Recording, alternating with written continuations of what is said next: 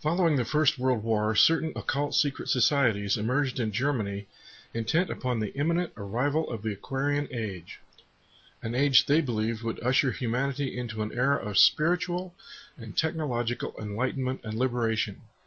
Members of these occult societies also believed that ancient lost civilizations once possessed technologies, long since forgotten to our modern understanding, that allowed them mastery of the seas and the skies and even interstellar space travel. Inspiration to rediscover such wondrous skills sprang from the pages of a novel published in 1871 by Rosicrucian author Edward Bulwer Lytton, entitled The Coming Race. Lytton tells the tale of an intrepid explorer who discovers an advanced race of humans living within a vast subterranean world who call themselves VRIL. These beings had formerly been surface dwellers until a global catastrophe not unlike the Old Testament flood forced them to take refuge deep in the earth.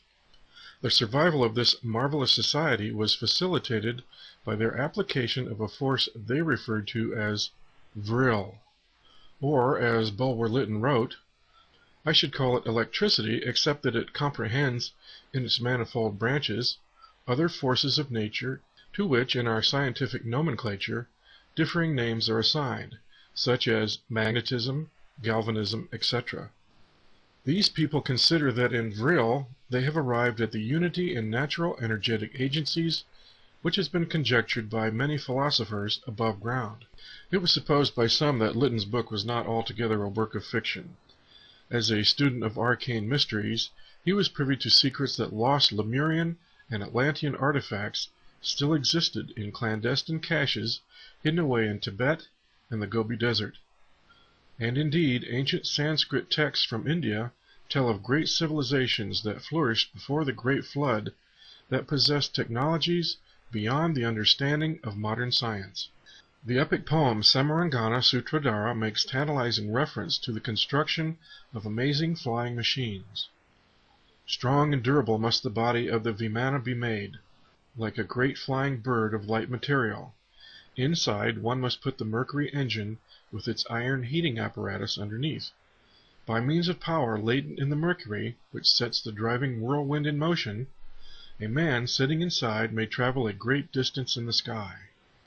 The movements of the Vimana are such that it can vertically ascend, vertically descend, or move slanting forwards and backwards.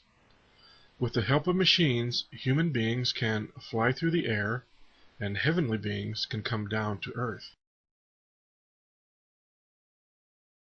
German Oriental scholars and occultists of the Thule and VRIL societies regarded such ancient myths as greatly significant, and during the lull between the First and Second World Wars, diligent efforts were put forth to seek out the source of this legendary energy and harness it as a viable technological reality.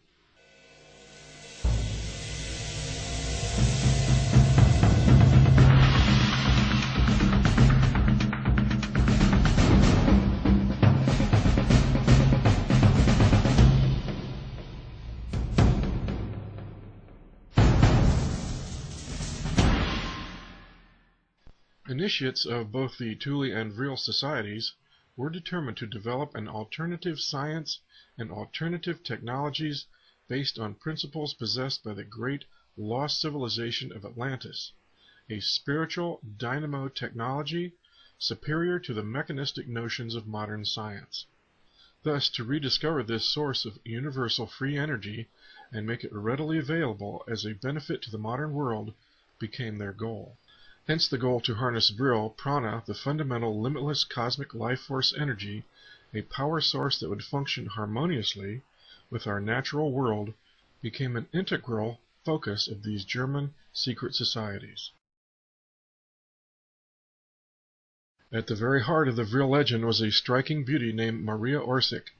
This gifted medium was leader of the VRILerinnen, a team of psychic girls serving the VRIL Gesellschaft, who characteristically wore their hair in long horsetails, contrary to the popular bobbed hairstyles of that era.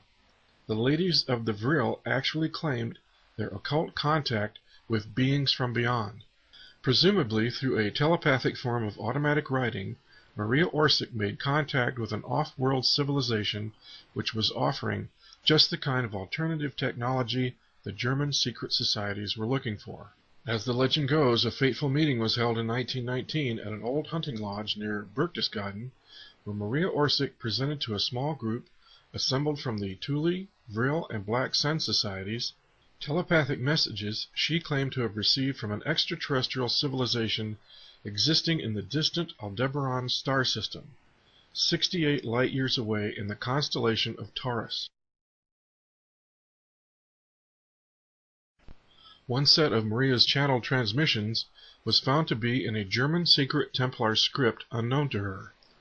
A second series of transmissions appeared to be written in an ancient Eastern language, which Babylonian scholars within the Thule group recognized as ancient Sumerian. Maria Orsic, along with Sigrun, another of the VRIL Society's female mediums, began the task of translating these transmissions. It is worth noting here that the VRIL Society traced its philosophical origins back to a secret Bavarian Gnostic Templar order, styling itself as the Lords of the Black Stone, founded in 1221, an order steeped in ancient Babylonian and Sumerian theologies. Members of this Templar group displayed the winged bull for their symbol, an obvious reference to Taurus, and according to the order's archives, successful contact with beings from the Aldebaran star system may have occurred during the Middle Ages. If indeed a high-tech civilization actually existed in the Aldebaran star system, what would account for their possible motivation to assist the VRIL group and Germany to develop advanced technologies? Researcher Wendell Stevens tells us that, rather than a militant gesture of aid to aggressive Nazis, the Aldebarans perceived an economic disparity in Earth cultures that fueled perpetual wars and conflict. To alleviate this disparity, the Aldebarans reasoned that by offering free energy technologies used to create affordable mass transportation devices, a new innovative generation of industries promoting prosperity and greater peaceful interaction between nations might result, thus diminishing violent wars. Clearly, such a plan resonated with the members of the VRIL Society and their dream for a utopian new world based on alternative science. Upon studying these otherworldly designs, Dr. W. O. Schumann and his associates from the University of Munich and the Thule Society realized the channeling actually contained viable physics. By Christmas of 1943, medium Maria Orsic of the VRIL Gesellschaft claimed that subsequent transmissions from Aldebaran revealed there were 2 habitable planets orbiting that star, and that the ancient Mesopotamian civilization of Sumeria was linked to earlier colonies of Aldebaran explorers. The seers discovered that the Aldebaran written language was identical to that of the Sumerians, and was phonetically similar to that of spoken German. It was also revealed that a secret known to the ancient Sumerians, that in a regular 3,600-year cycle, the surface of planet Earth is devastated by the passing of a dwarf star, which is companion to our solar system. Allegedly, the Rockefeller Foundation paid $139,000 in 1946 to commission the publishing of an official history of World War II that deleted any and all references to the mystical and occult interests of the Third Reich. One of the Rockefeller Foundation's major contributors was Standard Oil.